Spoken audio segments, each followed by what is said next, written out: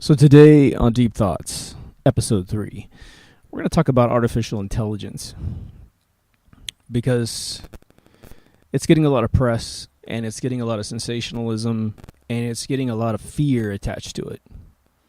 Now, it's not that we don't want to pay attention to this and pay attention to how it's going to be used, because I think it is being developed to levels that are dangerous. And it's being developed by individuals and groups that have always been inherently dangerous and not exactly out to improve man's life.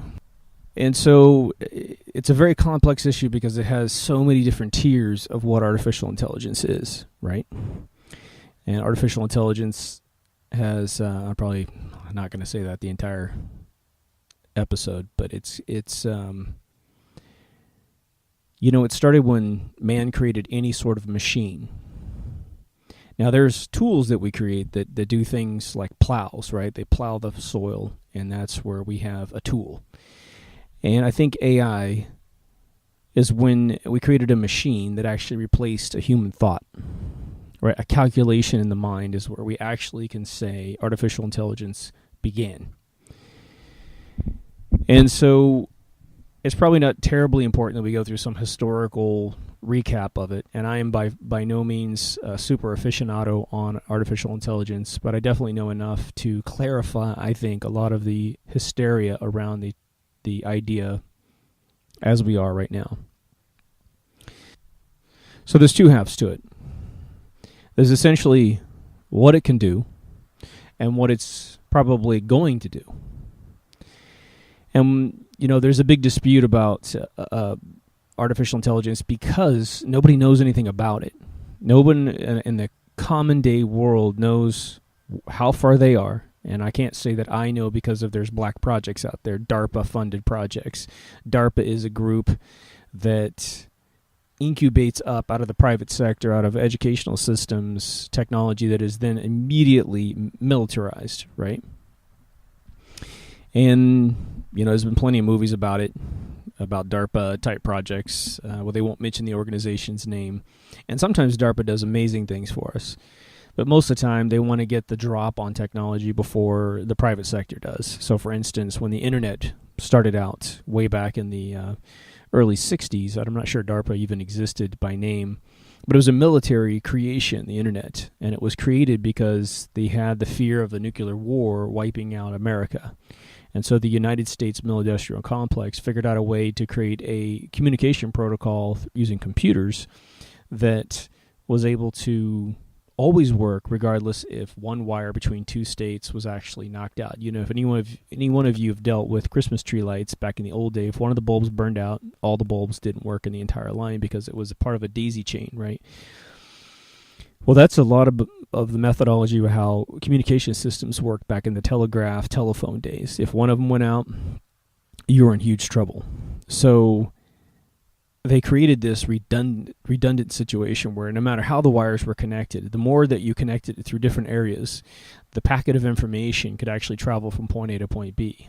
And when I used to teach classes at Electronic Arts to help the employees understand the Internet, I used to give an analogy in the class. I'd have about 30 students in a big, long table, and what I would do is I'd create a Post-it, and I would write one of the person's names on the Post-it plus a piece of information. And so when I give it to the first person, I said, if this Post-it has your name on it, then read it. And so I just kept passing it. I said, you can pass it any way you want, but you can't give it to someone that's actually had the Post-it before. And that helped them understand how TCP/IP protocol works, and then it passes the packet around. Now, once you find out who the packet should go to, the person who owns the Post-it, we can now immediately communicate directly from to, as long as the wires are connected. It'll always try to find the shortest path to that person. That's a lot of the reason why when you go to a website for the very first time, especially if it's unpopular, it takes a little while for the first connection to happen because the computers are actually figuring out where on earth the other computer is. And once it finds out, then it automatically knows how to communicate directly to it. I mention that because the military created this technology called the Internet, and then when they found it to be a little too expensive to maintain, or they didn't want to pay for the bottom line, they did something brilliant. They figured out the fact that for every major city that has a military base, regardless of what division of the military, there was usually a university somewhere nearby. And so what they did was they upsold the whole thing to universities, which is where we get the actual clock date, I believe, of like 69 or something, where it actually got on the books as existing. And they were able to offload the entire expense of this in the name of education, which I'm sure drove up tuition rates.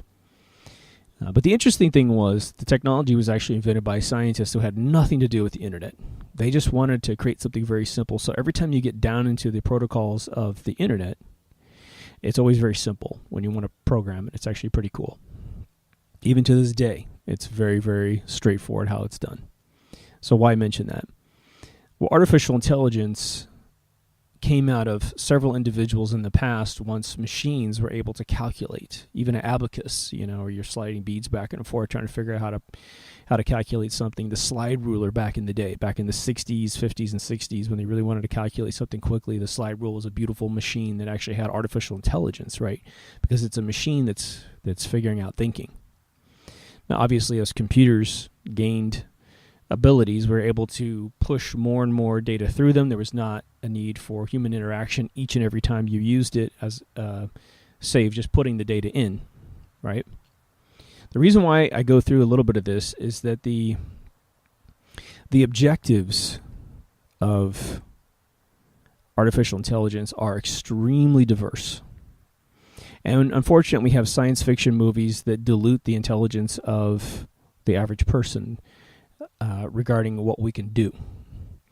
And I'll tell you that as a programmer myself, I think that most of the time, most engineers that become architects like myself, you don't just go to work and have someone give you a sheet of things to build. You've got to actually dream up what's got to be done and architect it in your mind, which means creating the most beautiful machine with the fewest moving parts, with the most powerful, configurable programming so that it can do more without being reprogrammed, right? So we can configure the thing to think differently. Once you get to that level of engineering, and it's something that we've lost, and I'll explain that just a little bit here, we start to misunderstand. So once you start going down this path, you'll start thinking about, well, how could I make my machine intelligent? And I'll tell you one of the little psychological secrets of artificial intelligence programmers. Typically, you'll find an individual who obviously is a very technical person, and in order to learn the computer, you need time, right? You're going to have time to sit down, read manuals, test out commands, give yourself a project most of the time, and then you test out what you've learned. And that requires a lot of time inside, which will give you sort of an introverted personality, or at least label by most of the people who know you. I was very fortunate that I had a life outside of computers and a life in computers, so it was really kind of cool. But I definitely got bit by this, and I thought, man, I was raised on Stanley Kubrick as a kid, every single one of his films. And when I saw 2001: A Space Odyssey as a kid, and then I saw Tron, and then I saw War Games, those three movies were all packed with a fictional character that had artificial intelligence. And of course, when you're by yourself as a programmer, you would love to have some artificial friend. There was even one, Electric Dreams, I think, right, with this computer, it got a champagne spilled on it or something, and this cute AI popped out of the computer, and it was like his name was Edgar or something like that, and he was discovering the world and that sort of thing. And so your introverted programmer will be the person that actually loves creating some sort of form of life, which we would always put into an AI category, right?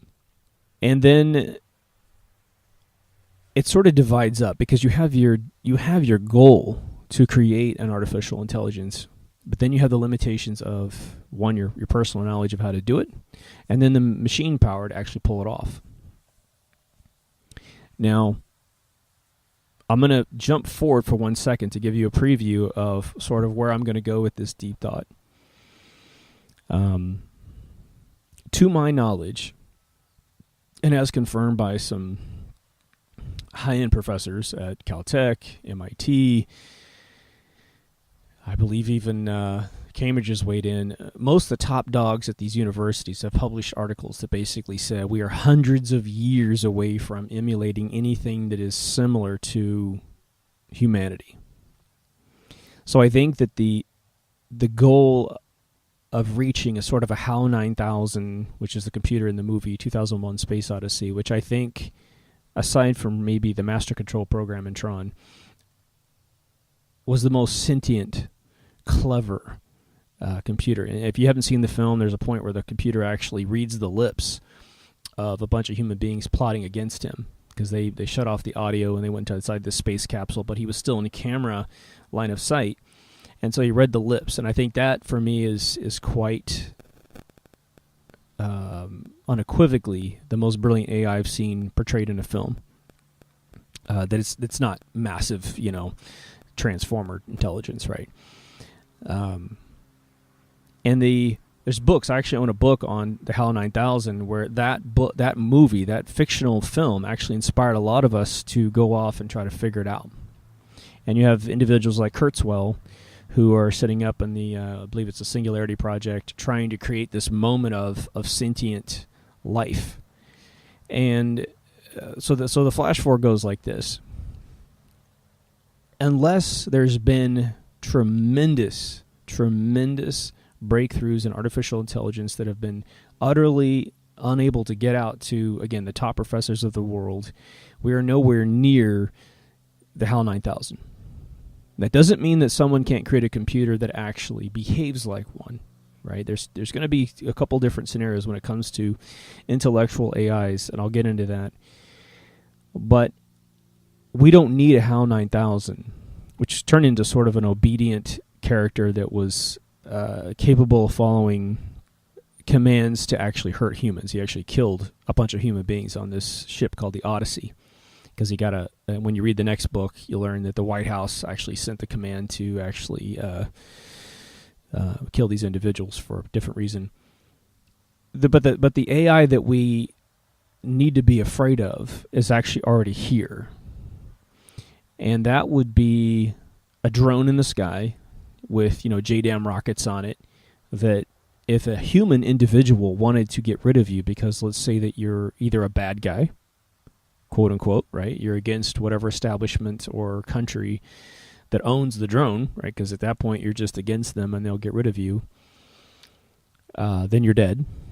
Or if you're an individual, if America loses guns, for instance, and we have European tyranny come over here, the banker tyranny, not the European citizens, they're just as good as we are, but the bankers that really don't want us participating against them.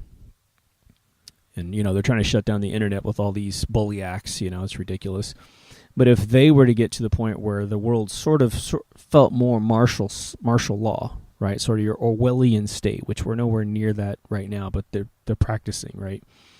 Who knows if they'd ever be able to pull that off. But if for some crazy reason they pulled that off, then people dying within your country would be very commonplace. And that's where drones could pick off individuals within the United States of America when you are a United States citizen, because we would have allowed our rights to erode so badly that it's okay. Right now they're using a lot of drone videos out there to make everyone love drones. It's a complete psychological operation on your consciousness to make you excited to see a drone video. So when you see Burning Man videos, when you see the video of the Apple UFO being constructed up there in Cupertino, these are benign, fun videos. They're really cool, but in the end, the psychological operation on your mind is to make sure that you think drones are cool, and they sell them, right? You can buy them with 4 little motors and fly them all around your neighborhood and stare into your neighbor's backyard, totally invading their privacy. But in your mind, it's so cool to do it, you don't think about the rights of those individuals to preserve their privacy, right? Mechanical artificial intelligence, which is really almost a mix between tool and robot, right? You have a machine that can think a little bit on its own. It's got a little bit of programming on its own. These are the AI programs that exist. We watch these shows on television where you have battle bots, right? You have bots that, robot wars and that kind of stuff that go against each other. Well, they have artificial intelligence a lot of times, at least the competitions we have in Los Angeles, where they're not allowed to be controlled by humans. They have to have a program inside, and they have to look around and figure out what's friend and foe and attack the foe, right? Well, we don't need it to be that thorough to be a huge threat to us. Drones are flown by individuals sitting inside rooms deciding who to kill. And a lot of Americans get it completely confused because they'll say, well, Americans would never attack Americans, so I don't have anything to worry about. I can put my head on my pillow at night and not worry about it. But what you have to understand is the architecture of all intelligence gathering in the United States, Israel, and Britain is that we're all friends. The three of us are friends. At the same time we're friends, we still have these tribal barriers between the three countries, in that America thinks we're the best, Britain thinks they're the best, Israel thinks they're the best. Israel has a religion that actually tells them that they're the chosen ones on earth. So it's even more intense, right? We have Christianity in America, and I think Britain is kind of a mix without the superiority thing going on. So if you wanted to nail someone in a different country with their equipment, you merely transfer the controls of the drone over to an individual that has no moral fiber for your country and your countrymen. So if the acting president of the United States wants to kill an American citizen in Arizona, let's just say, because he's got a stash of weapons and he's all Americanized, they'd hand over the controls to an Israeli soldier who then would have his own patriotism and his own maybe religious indoctrination to go and attack that person. And so that guy goes to sleep with no problem. So that's why we have to be careful with what we enable as a society. At the same time, we've benefited greatly from a lot of the programs that are out there that are kind of artificial intelligence programs that we ask for help from. One of the greatest pieces of technology is Google Maps. Now, here on MK Ultra, we believe that Google Maps is nothing more than the public offering from our intelligence agencies that had this program for years, and that's why when it hit the deck, when Google debuted the map system, it worked beautifully from the first day. And Apple, with billions of dollars, has not been able to shake a stick at it. They're getting close, but they're still catching up after, say, 5 years of trying to make their app program. Their app program was horrible when it first launched, and there's no lack of resources or money to actually put together map technology. But Google had it finished from day one. Amazing, right? They had barely become profitable, but they already had this. So that technology has benefited greatly. I just drove across Los Angeles a few days ago, starting about 9 o'clock in the morning, and it beautifully, because they've combined Google Maps with the product they purchased called Waze, and it took me through residential for probably a third of the journey. So while the highway's packed and blocked, I'm traveling 35 to 45 miles an hour with almost no lights to get a third of my distance, and it throws me on the highway 7 miles from just blasting as fast as I can. So the duality that we have to sort of be conscious of is the fact that there are great pieces of technology that we're being lured into using, which is fantastic. I will support it 100%.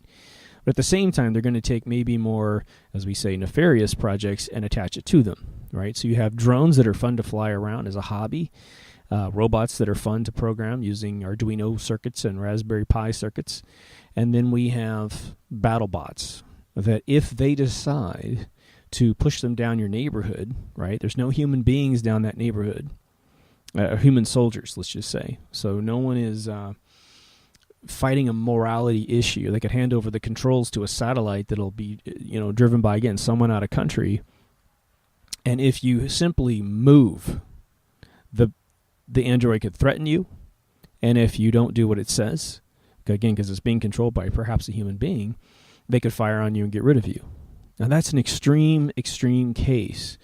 But what we have seen as a trend in all humanity is that citizens of a particular country that are on the top, right? Roman citizens, for instance, they gave over their funding and their taxes and their endorsement to their country to create legions and armies and bronze and weapons and iron weapons and all these kind of things as they moved up through technology with the premise in their mind that it's only to conquer other people. It's never to conquer us. And when Rome got so huge and so bloated with Caesars and senators that wanted to become rich. They wanted to take the tax money, put it into their own personal coffers, and not fund the country, which is what we have in every country that's modern in this country. I mean, in this planet, including warlords off in third world countries, right?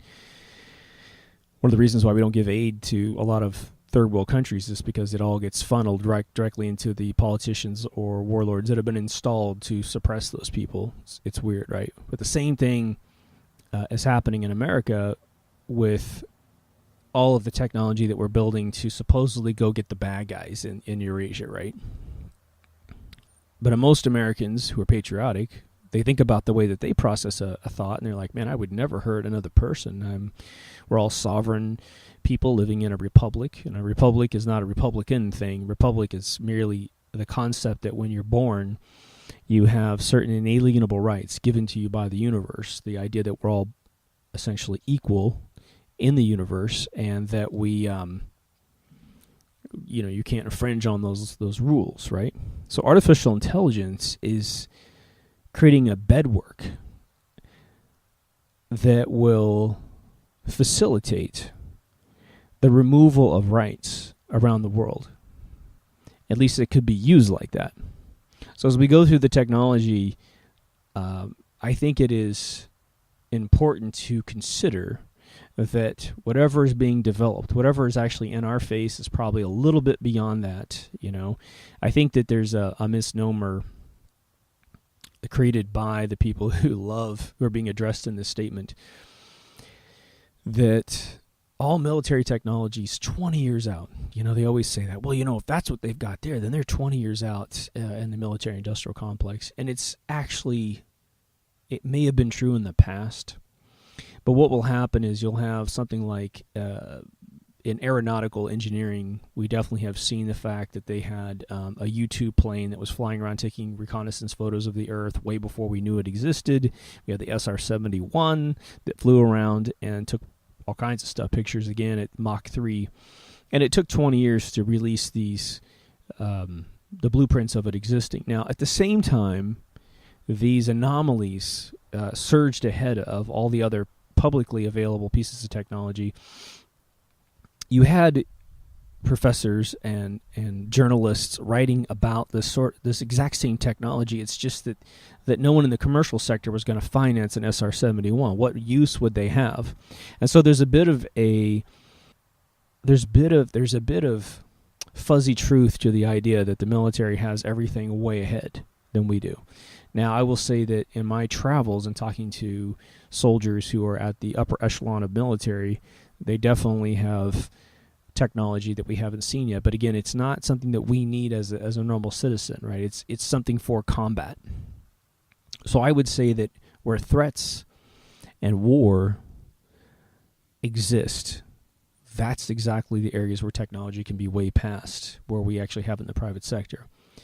Now, artificial intelligence is a little wonky because we have some of the greatest minds who've been trying to split the atom of artificial intelligence, and they're above ground. So it doesn't mean that there can't be some DARPA division someplace else that's black. No one knows that they exist. They have a facility that looks like a donut shop, and in the background, they're creating incredible artificial intelligence that can do things. But again, I'm going to split into two sectors, right? You have robots that can be either driven by humans, which means you're injecting like a cyborg, a human element into a robot, which is what we need to be very leery of today. It already exists today, right? You could challenge most high school students who know how to program a little circuit, or college students, and they could create a battle bot that could wipe out a town as long as, we didn't know how to blow it up. So that exists today. The other part is this idea that we would actually have absolutely sentient, human-like artificial intelligence brains that we could then put inside robots, let's just say. And I know this all sounds a little crazy, but you shouldn't let it, because we're definitely within that era right now, that would behave like a human being. Now, there was a gentleman named Alan Turing, whose past I suspect has been heavily edited, who is now been made famous because he created the code cracker. for Enigma, the Nazi code box that actually was able to keep the Nazis from being discovered in terms of what their objectives were. So they would take a text message, and put it in this box, and they had a key system in there that actually scrambled it, and they'd scramble it every once in a while and pass out this information, and nobody could crack it. It was amazing. We used, I believe, the Navajo to speak on our radios because no one knew Navajo language, and so the Nazis didn't know what we were saying. The Japanese didn't know what we were saying. So Alan Turing just recently had a movie made about him, and what's interesting about Alan Turing's background is that we know he existed. We know that he created what's called the Turing test, which is essentially a test whereby you would interact with a computer AI through a keyboard, and it's been popularized in several films. But if the human being could not figure out whether or not it was a human or a computer, then you passed the test. That means you made a great artificial intelligence. But his journey into the Enigma project is such a... it in itself, ironically, is an enigma, in that Turing came on supposedly to the British military, created this machine that cracked the Enigma box using a computer that he built and he designed. And I hope this is true for his sake. And then by the time the project was over, he was completely cleansed and let go to be a normal citizen.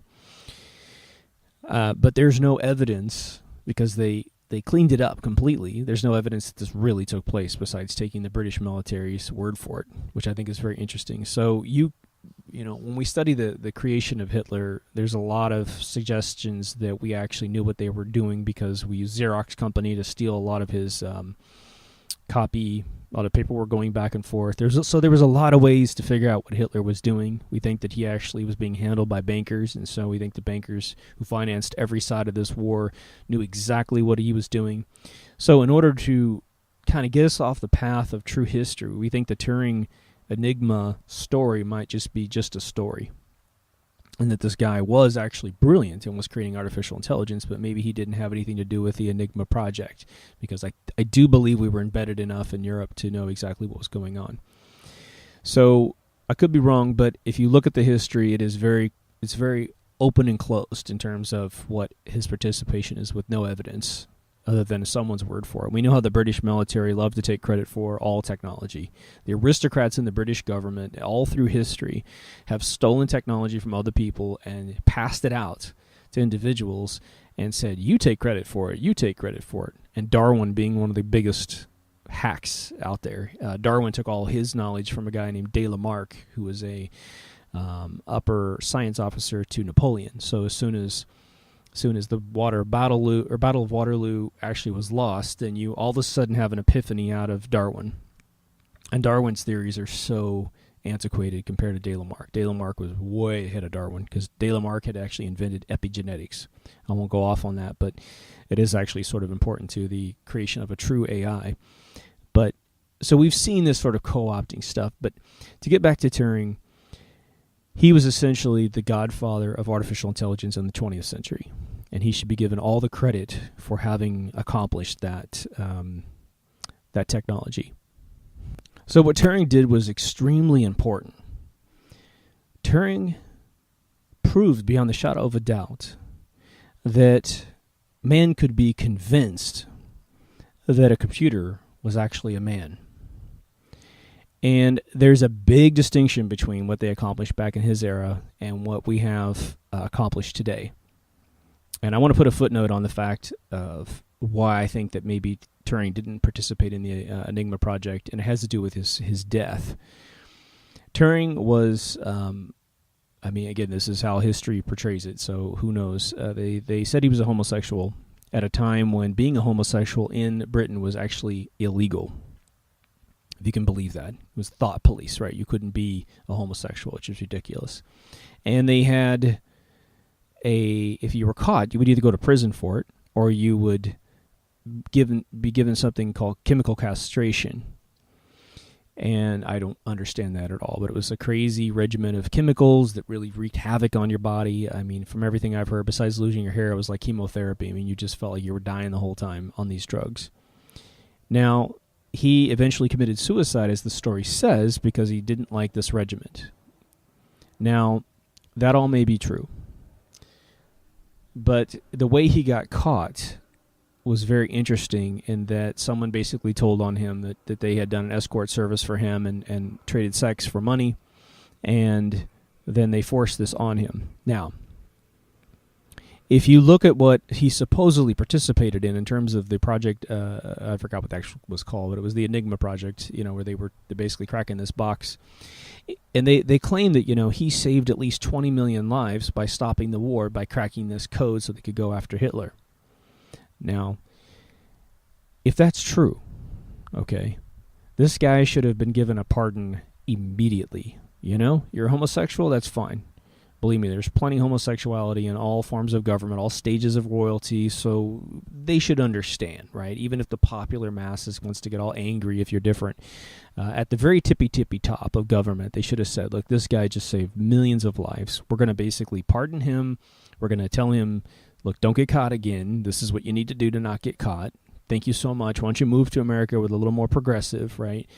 But this idea that he was a homosexual and that he couldn't get out of being convicted in the public eye, that he had no help from Churchill all the way down to any other court system over there is ridiculous with his contribution. Even though it had to remain a secret, no one had to reveal the secret to get him pardoned. He should have been able to call literally Buckingham Palace and say, look, I'm being persecuted by this. I did this. Please let me off. But it didn't happen.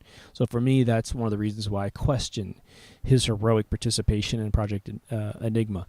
If it's all true, if everything that's been romanticized about him is true, then shame on the British government to the highest level, because that guy should have been let go and pushed over to America, where we would have taken great care of him. Let him keep his citizenship, whatever, right? But going back to what he was actually responsible for, they pre-programmed into a computer a lot of sentence structure inside of the computer, and it was sort of like a gypsy reading when you do like what they call either cold reading or warm reading, when they read your palm or they tell your future or they try to tell you about yourself, or they're reading information out of you as a warm read, right? They know a little bit about you. You've given up a little information in the introduction of yourself, what you're looking for, and they can use that back against you to then feed you and make you feel like they're telling you your future. The cold reading is they don't know anything about you at all. You sit down and they just start reading tarot cards or whatever technique they're using, your palm or whatever. And generally people want to hear what they want to hear. And so as long as you tell them positive things, they'll believe you. And it has a therapeutic benefit to the brain, especially through epigenetics. If you feel good about what you're being told, it does affect your life in a wonderful way. So no slight against it, right?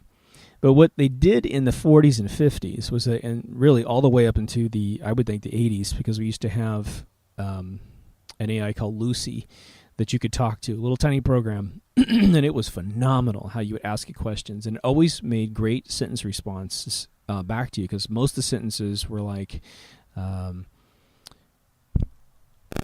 those, the paragraph where it's basically got a couple words missing, and it's putting in your input into those couple sentences, or a couple words in a sentence, and so it always comes back to you beautifully. And at most, you would think it got confused. Once it couldn't really figure out what you were saying, it would seem confused to you. But once you started using it a lot, you started figuring out, oh my God, this is a pattern. It's an amazing pattern of responses. And so the creators of that sort of artificial intelligence, which made it seem like it was actually building sentences by itself, like it knew how to place an article and all this other stuff, the verb, the noun, and the adjectives and adverbs, was actually pre-programmed. But you take Lucy today and you put it up against any person that's just a consumer of electronic products, and they're going to think, oh my God, this is amazing. This is like the HAL 9000 or that AI and other movie I saw. And this is where I get to the fact that in order to have this conversation, we have to divide society up into a very small piece and a really gigantic piece.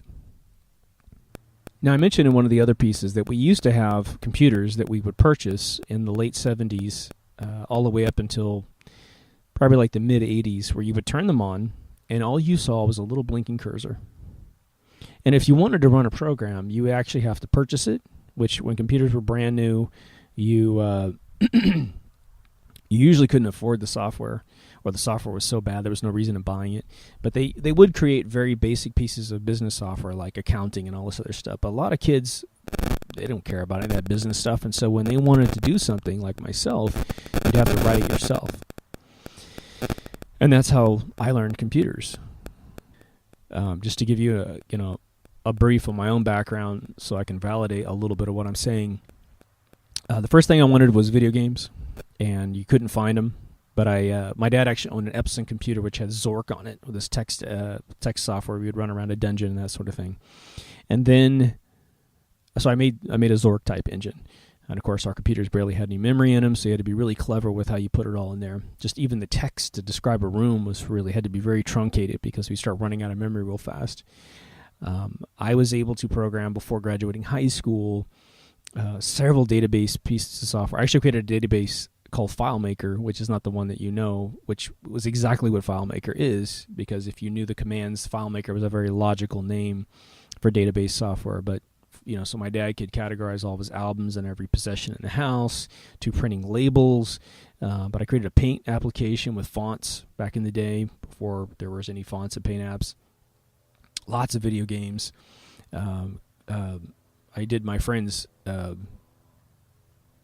senior projects in high school before I actually got there. It was really kind of funny.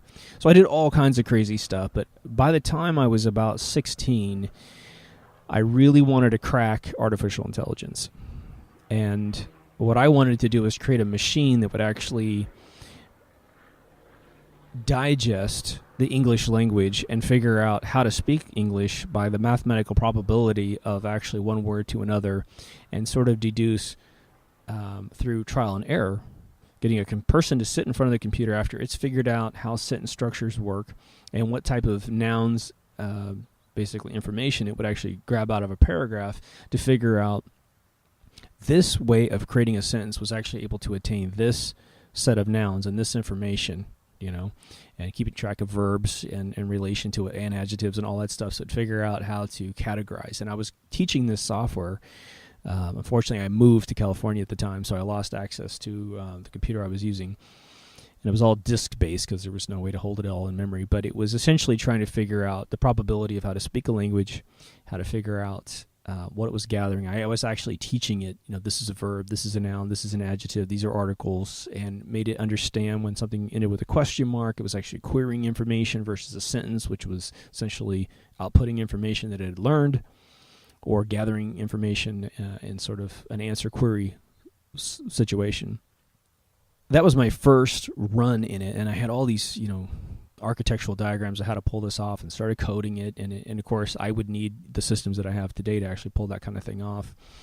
And then when I moved to California, I bumped into a guy that wanted to create a piece of software, which now I think is brilliant because of all the stuff that Eric Dollards told us, that was actually teaching kids how to understand electricity by taking them through all the experiments that were done in the 1800s. And at the time, I didn't know how profound the difference was between what we had done in the 1700s and what we had done in the 20th century, and the fact that, 1900s and the 20th century, and that we'd lost a paradigm in there.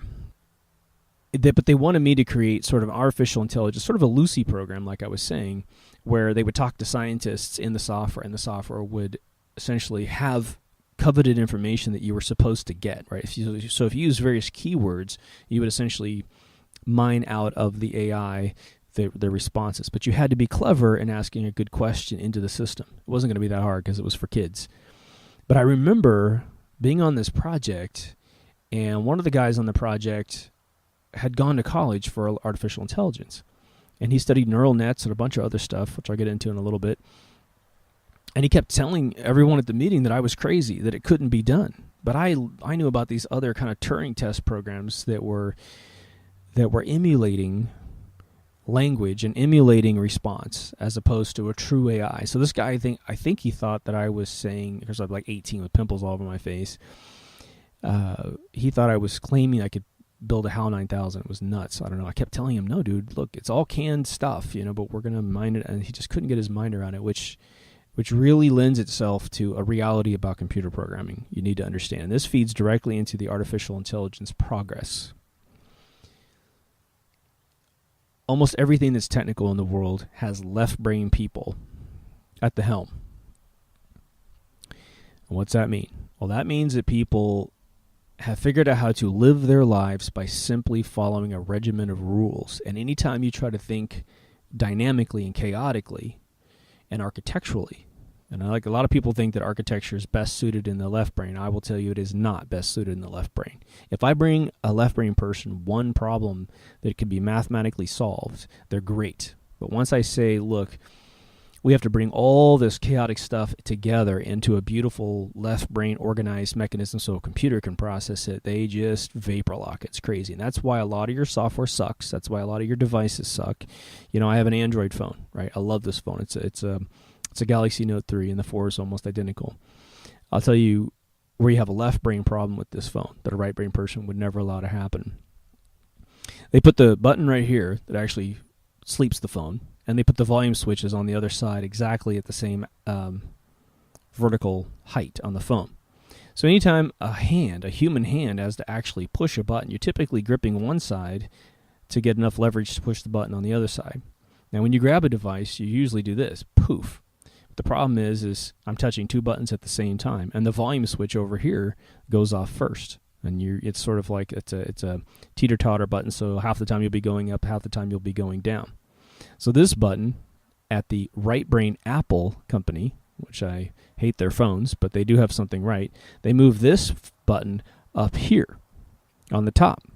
And that provides a freedom of this leverage between the two, right? So then I'll just go poof like this, right? I'd hold my phone like that and push it down, not touching these other buttons. So this is where you actually see left and right brain not working together well at institutions.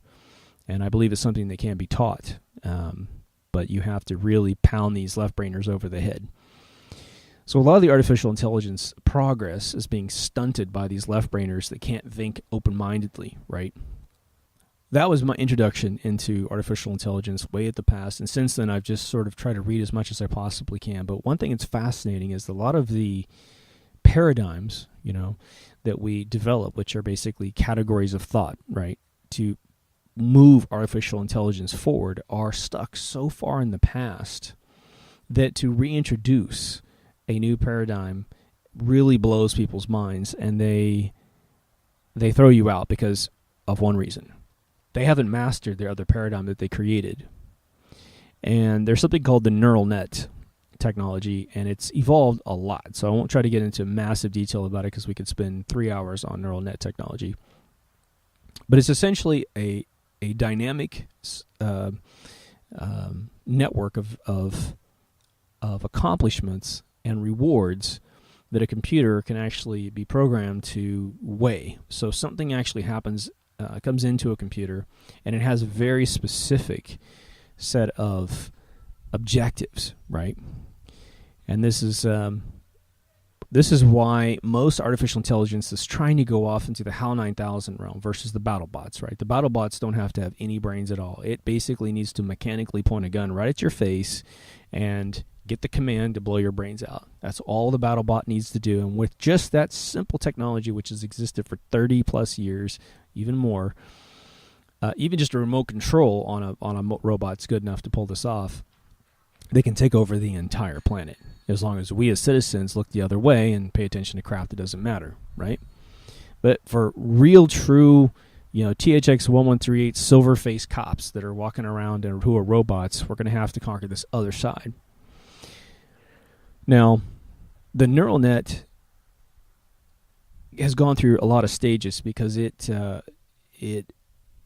needs objectives to have any meaning, right?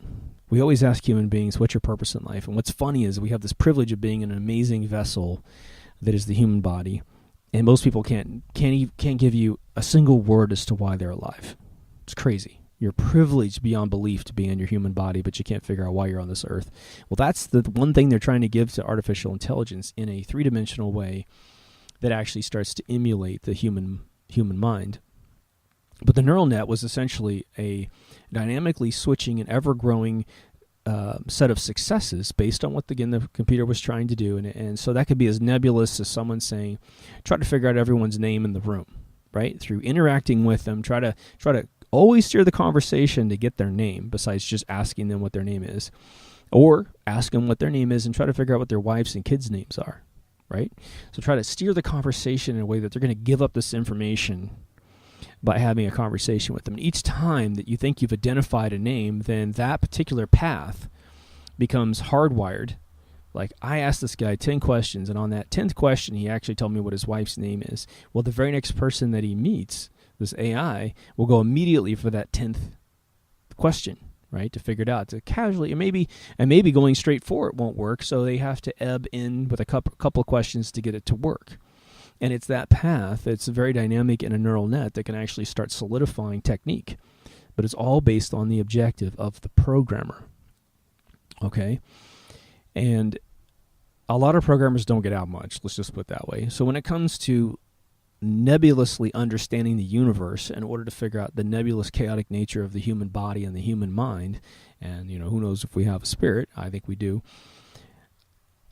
they don't have the wherewithal, they don't have the faculties to develop an objective to actually create beautiful AI.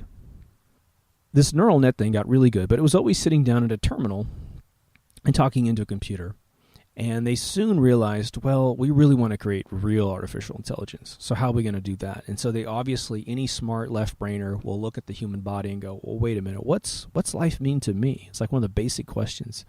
And I suggest that if you're going to get into artificial intelligence as an academic prowess, something you want to get a degree in, go answer these questions before you go to school, would you please? Because if you don't, you're going to go to school and you're going to be absolutely indoctrinated without the creative wherewithal to be effective and be useful in the industry, which is the following. What is life? What is life to you, right? The basic answers will come back pretty quickly, which is we have all these senses, and all these senses develop who we think we are as humans, right? Does this feel good? Touching the skin? I don't know. Well, then you pet my hair backwards. I don't like it. But when you go with my hair, it feels great, right? I have eyeballs. I don't like bright light. I wear my sunglasses all the time. I love it. So all these choices, all of this input, and it's based on my vessel versus someone else's vessel. Someone else gets cold at the temperature I'm at in my backyard right now. Someone else gets hot. So it's all these incredibly random trillions of cells working together to give me the identity that I have. Plus then, using that, the evolution of my body through my past, growing up where I've grown up, getting in the fights I've gone through. I mean, it's all those things that make me the person that I am. And so these artificial intelligence coders got to the point where they were struggling with figuring out, well, how do we do this, man? We don't have robots that can walk around. But that's where we're headed right now. We're headed in a direction that they're starting to create robots that can have tactile skin. Right? All it is it's a simulation of what we have. Right? This is all electrical. Right? This is going through my skin all the way up into my brain. Now we have a lot of systems that are actually taking this data in. If you study Bruce Lipton's epigenetics, you'll figure out how the human body works on a really beautiful level, and you'll figure out that thought actually creates evolution as much as anything else, as much as your environment or survival of the fittest algorithms, right? So with artificial intelligence, they have now, or with robotics, I should say, they've now been able to create these beautiful systems to put brains into. Now, it's still at its infantile level, and again, it's not at the granularity that we have as human beings, meaning the minuscule amounts of things that interact with us. And I'll give you an example. Some of you will eat too much and have a stomach ache. You'll have heartburn. If that particular element of your life that gives you value to life, right, isn't programmed into a robot, they'll never know what that's like. And I'll give you another one that's huge, and it's a huge evolutionary point in mankind, which is death. When a human being experiences death, they experience loss. And loss helps us value things in the universe. This is why I think it exists in the first place, right? Love, hate, all these things have to be programmed into an artificial intelligence. And so this is why it gets really muddy really, really fast, because someone has to make a moral decision at the program level to figure out what the desires of a particular artificial intelligence would be. All right? And because there are so many variables, if you were just to sit in a room with a brainstorm with a bunch of geniuses who are sociologists and adventurers and people who are enlightened, Buddhas and Hindus, and ask them about all the elements of life, we're just going to write them all on the board, you'd be there for months, if not years, if not decades, figuring out one thing after another that doesn't it correlates with other things, but it is not identical to the things you already have on the board. And it's this incredible, infinitely crushing uniqueness of mankind that makes it hard for mankind to conceive of, all in one thought, the elements that make up us. And so the problem is, for us to replicate ourselves within artificial intelligence, it automatically becomes bone-crushingly heavy as a intellectual concept, and especially for a computer to sort it out for you. You can't exactly just tell a computer, hey, well, you sort it all out. Here's all the different elements, and here's how they relate to each other, because most of the time we don't understand it, even if we consider ourselves the most enlightened folks on earth. And like I said earlier in this video, your artificial intelligence engineers aren't exactly the most outgoing, right? So how do you take an artificial intelligence program and teach it love when the nerd who's programming it has barely slept with the woman or whomever, right? How do you do that? How do you understand the nuances of taste? If you have no taste, if you're just pounding, Big Macs into your face constantly as sustenance, you're not really taking in a good veal or a good wine or something, right? If you haven't tasted more than one $2 chuck in your life, right? Well, how do you know what a $75 glass of wine is, right? So I hope it's becoming very apparent in just this basic conversation that the HAL 9000 brilliance that everyone's constantly, effortlessly promoting on their Facebook pages is nowhere near existing. And it may not be within 200 years. And just because you have a lot of horsepower on your computer, a lot of hard drive space, memory space, processor power, right, it doesn't mean that this problem gets easier for us, because all we're doing is a mathematical extension of crap we've already had, right? So take a first computer. One of the first computers I ever programmed on was the Texas Instruments 994A, which Bill Cosby promoted back in the late 70s. Barely had any memory, had no hard drive, right? So it was all memory, barely had any processor power, probably a quarter of a megahertz, if there even was one. And now we've taken all that and we've expanded it out. We've patted ourselves on the back. Well, look how many transistors we've got in a CPU, how much hard disk space we have or memory that we have. Boy, the whole world's just going to get better now. We'll put more junk in it, right? So it doesn't work like that. These are all conceptual rules that have to be hard-coded in a computer and melded together. So Kurzweil, if you ask Kurzweil about the human body and the mind, how it relates to artificial intelligence, he is expressly convinced that the human brain is the only thing that we have. We don't have a spiritual realm to ourselves, right? It's all dopamine, adrenaline, all these other chemicals in our mind that actually make us who we are. So that's a very left brain approach to probably a very right brain existence. And so that guy will go his whole life never crossing the finish line of his singularity. And if he does, it'll only be because he has pulled back the finish line to a low-hanging, low bar of accomplishment so that he can self-declare himself a winner, right? Well, I can only do this, so let's just make, I can only run 10 feet instead of 18 miles, and so I'm just going to make the starting, finish line at 10 feet and then pat myself on the back, get my funding, and die, right? It doesn't mean that he's not advancing the technology in a way that we probably need, but what we're finding is that the publishers that actually make or break authorities in artificial intelligence, they want to publish a book on artificial intelligence. So there's a handful of people in the entire planet that are really pushing the envelope of everything that's been created. So they create books about these individuals, which is not a bad thing. It's just, it's nowhere near the science fiction that everyone is worried about, right? So let's talk about some of the artificial intelligence that's probably headed our way or already here that's going to affect our life in the next probably 2 to 10 years, I would say. Now, most of us have heard, if you've paid attention to the internet on any level, cars are going to start driving themselves. And everyone says, that's great, that's awesome. The problem with that is that it's at the expense of all personal drivers disappearing off the highways where the computerized cars go. Let me say that again. Where a car will drive itself, human beings will not be driving the cars on those streets. So certain streets are going to start being commandeered by artificial intelligence cars. I mean, maybe, but I mean, the thing is, people are going to think, well, maybe later it'll get so much better that they can coexist with other human drivers. Well, I think what you're going to experience is that the technology to commingle with normal drivers is going to take so long to write and so long to perfect. Okay, and all it takes is one accident where a computer-driven car kills a kid because he's in the other private sector roads before they're going to pull it all back and make it illegal.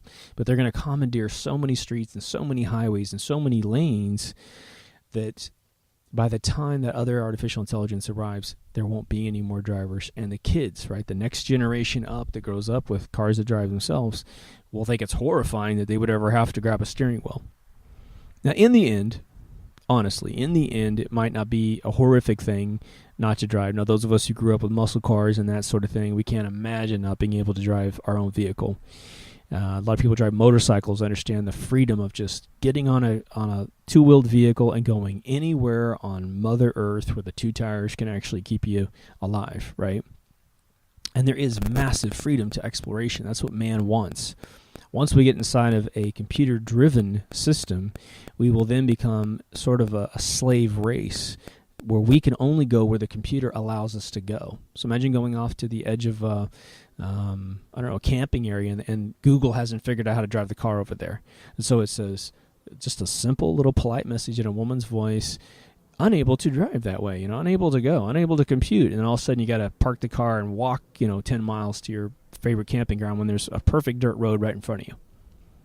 Now, of course, there's going to be fuzzy implementations where you're probably going to be able to take your car off of the auto drive and drive the rest of 10 miles by yourself.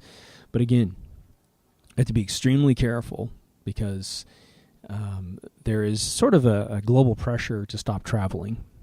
Because once we travel, we start to figure out the game isn't the same, right? We have very specific news in the United States of America that Britain doesn't see. Britain has news that we don't see. And the reason why the internet is so stupid is that they're trying to create very basic news that goes across the wire to both of us. China censors like crazy, right? Google's been very complicit in filtering the results so that Google can exist in China. So it filters out all the propaganda, or filters in all the propaganda from the Chinese government and filters out all the propaganda about China from other governments, right? So computerized cars, definitely coming.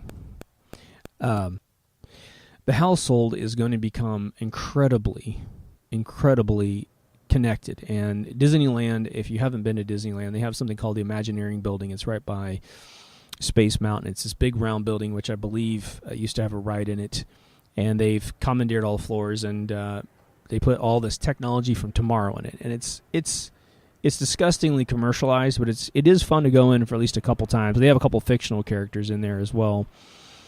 But they have the Sony robot that walks around. It's about 3 feet tall, which is fairly interesting. And then you have the Kitchen of Tomorrow sort of thing, which Walt Disney's had forever. But now it's actually stuff that actually works. Now, I think most of the people who listen to this show know about what I'm about to say, but they want to put, and they already do for the most part, put these little chips, these little RFID chips in there. And it's little radio frequency ID chips. And you'll see them when you go to the bookstore if you thumb through a book and they have a little barcode in there. It's on a little sticker. You could just peel it off the page and throw it away. But they can zap an object and figure out what it is. And they want to have a lot of appliances that understand what you have in your house so they can figure out, hey, you can use these 3 ingredients together to make something in your house, which on face value is fantastic. I think in the end, the amount of tyranny that could be implemented on top of this technology is a little frightening. So imagine if, again, we have socialized medicine in America now, which is being draconianly forced on everybody. and failing in almost all 50 states. But you have someone that could say you can't eat that because you're too heavy, right? You've got high blood pressure, so you can't do that. Now, meanwhile, they could also say eat this and not that, which can make you malnutrition and make you sick, which means they can control your lifespan, right? Most of the diseases we have emerging out of the 80s was essentially someone demonizing things like eggs, right? Demonizing butter, so you go use margarine. All these things have turned out to be, making us copper deficient, cholesterol deficient, so the gray matter in our mind relies a lot on the same cholesterol that's in eggs, and so we have Alzheimer's, neural tangling, right? So imagine that being orchestrated, right? There's plenty of films out there that have and books that have actually created these scenarios so that, if you haven't read Huxley's A Brave New World, I would definitely get it. You can get it on audio if you don't have the time to read. Just put it in your car and have it read to you. And the rumor about Huxley was that supposedly he got the plans, the paperwork from the ruling class aristocrats and read it and then wrote A Brave New World. And it's a very sedated, everybody takes pills and all this other kind of stuff. And it's sort of an extremist view, but the interesting thing is that it only takes one generation to be indoctrinated into crazy before you have a totally crazy world. And that's why as adults, we have to actually engage kids and wake them up and realize, every kid wants freedom, right? And so they don't necessarily want it on some colossal, globalist freedom, but they have their own little inbred rite of passage freedom that they want. So you can sell them on a lot of health things by just saying, if you want to be cool, do this. You want to live longer, do that. You want to look great, do this, that sort of thing. Most of the homes that we have actually have smart meters. I've got one about 6 feet from me right now. And this thing has a modem in it that actually wirelessly broadcasts everywhere. And these things have been known to create leukemia in people, right? Luckily, mine is now away from where I actually spend most of my time in the house, and it's on this side of a wall, so the most exposure I get is doing this show, right? But they want to have appliances all report into a central hub and then report out. So imagine all of us getting leukemia because the radio frequencies that these big companies use is actually messes with the blood quality of our body and starts creating mutations in our blood. In the end, they want everything to monitor us, right? If you carry around this, it's really funny. We told people 10 years ago, we said, look, they want to microchip everybody, right? I believe it was Tony Rockefeller who talked to Aaron Rouzeau, and he said, Nick Rockefeller, excuse me. Nick Rockefeller told Aaron Rouzeau that he said, we're going to microchip everybody in the world. And he goes, even we'll be microchipped, but we'll have chips that basically, he called a KMI chip, a Kiss My Ass chip. So when you're scanned, it basically tells the police they have no authority over you, let you go. And that's how they get all of the upper people into it, because they're like, hey, I'm special, right? But when we told people that 10 years ago, they thought we were crazy. And what would a microchip allow them to do to you? Mainly, it would allow them to know where you are in the world. That's it. And slowly but surely, we figured out, once GPS systems got entered into phones, that if you just carry this with you, you're actually being tracked, just like having a chip. So we carry our chips with us, and they're external now. Now, of course, the Apple Watch gets it really close to your body, right? Now, you're supposed to keep these things 3/4 of an inch from your head, otherwise it creates cancer in your head. It's actually not good to get anywhere near your head. But now they've got a watch that's right on top of your skin. The electromagnetic power source of a watch will actually harm your skin. It will actually create mutated cells inside your body. And let's face it, the human body has a lot of blood that goes right through the wrist, right? So I think Apple is trying to help itself out because it uses the watch to bounce off the phone and then up to the cloud. So they've removed a lot of the power supply. But I think one of the reasons why it's so grossly fat is that they are trying to insulate it against your body. It's just my suspicion. But the other thing about these was that you couldn't take you could take the power supply out of these things when they were brand new, and if you wanted to be off the grid, you just took your power supply out, and it's in movies, right, and you're off the grid. Well, the Apple computer was the first one to say, we're going to actually build the phone so you can't take the battery out. And, of course, they created a $100 replacement fee for replacing the battery, which was just absurd, right? You're paying $100. Now, you are getting a battery for the gig, but you're basically paying for labor for them to take the phone apart. But what that did for the intelligence agency, and I do believe it was a combined effort, because I think Apple has a lot of intelligence technology in their phones, including the first fingernail or fingerprint reader, was that they could keep the thing powered all the time. Now, let's face it. If they wanted to not only track me where I am in the world GPS-wise, but they wanted to see where I was. They want to see me all the time. If those of you who saw the first Christian Bale Batman movie, the third act mechanism to get rid of the bad guy was to synthesize an image of the world using microphones, I believe it was mainly microphones, but now we have cameras since that film's been made. And it was using all the echoing, resonance off the mic. It was very science fiction-y. But in the end, what he did in that finale, where he was able to see where the bad guy was and find them, is what they can do with this. I got a camera here, and I got a camera here. Well, how can I put this down such that my world's not being filmed? I can't put it in any direction. Now, this is an Android, so it has a removable back on it, so I can't remove the power if I was super paranoid, which I'm not. But we put a case on them because they can break. Well, now, if I wanted to pull the power supply out of this bad boy, I got to, wedge my phone out of it. Every time you use every time you bend your case, right? This case is $50, $60, right? Once I bend the case, it's only going to bend so many times before it just cracks and breaks, so we don't do it. So they pretty much got us, right? And if you have an Apple phone, there's no way to turn this baby off, except for let it run completely out. So this is where it's not quite an artificial intelligence piece, but it's a tool that allows them to see the planet. So imagine having every appliance in your house. A lot of the televisions now all come with cameras, right? So you have Xboxes that will film your living room. They won't work unless they're attached to the internet. So they've basically forced a door into your house. I think about a week after the Xbox came out, we were seeing videos of the one I saw was that a video got accidentally recorded at the headquarters, and I don't know what was going on there, but the guy was feeling up his wife while she was asleep. It was really funny. But it just shows how the intrusion into your privacy is sort of one of the subplots of a lot of the artificial intelligence out there. So we got to be extremely careful about what we do. Now, the computer I'm using off to my right also has a camera across the top. There's only a couple computers on the planet nowadays that if you build a box, they won't have a camera built into the monitor that you buy to attach to the box, right? So part of it is utilitarian, which is this last section here with all these different devices. But eventually it'll be put into probably some sort of neural net with an objective to harvest the information to do something with it. So we have to be a little bit due diligent on what's actually possible versus what's not possible, right? So again, we have these drones in the sky, which have all been blessed because we have little hobby bots that are cool. We've had for 30 years, robots that help police dismantle bombs and search inside. Now they have great ones that are now going to be able to go into earthquake zones and look in there and see what's going on. Any of you have seen the robot company that Google bought? You have these crazy,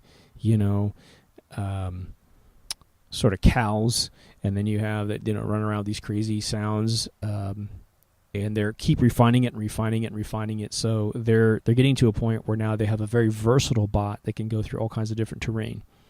Now, I suspect that at some point when they want to drop that on the market, I'm just going to make a prediction, they are going to drop it in a situation where it really helps the world. It's going to save a baby, and it probably will, right? If they can make one fireproof, it could go into a house and drag a human being out. And I think those are fantastic uses for that technology. At the same time, we always need to ask the flip side of the question, which is how can it be used in a military sense? Because it absolutely will and probably already has been. But I think that's pretty emerging technology because Japan is not, like I said before, this saying that the military is 20 years ahead. Japan is really, really out there when it comes to humanoid robots. And so we can watch what they're doing. It's very, very specific. When they build a particular body, right, all the programming has to be made just for that body. If they move a screw from from one place to another, add a little another part. It'll throw the whole balance off. And so the program's always very specific to that bot. So I think with Google's technology, they have now the humanoid one that can run around and jump and roll and all kinds of crazy stuff.